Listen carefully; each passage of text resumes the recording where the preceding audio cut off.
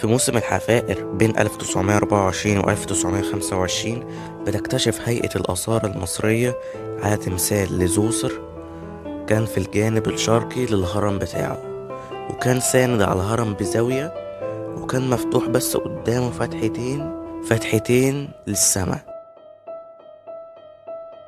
الوضعية اللي كان فيها التمثال ده كانت بتخلي عينه في وضعية باصص للنجوم في السماء، ودي كانت بترمز لأجداد الملك اللي هو عايز يلتحق بيهم.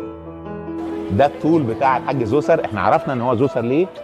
الاسم مش مكتوب للاسف على دوت، بس عرفنا دوت لان احنا لقيناه تحت الهرم بتاعه، ولقينا منه مجموعه من التماثيل بالشكل ده، وهو صاحب اول تمثال كامل جالس برضه اللي موجود في المتحف المصري.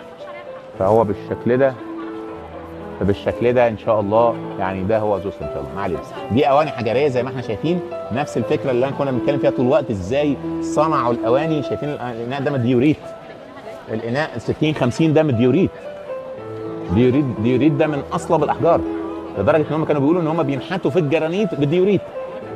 فقول لي بقى انت عملت في الديوريت دوت الاناء الزغنطوط ابو رقبه رفيعه ده ازاي؟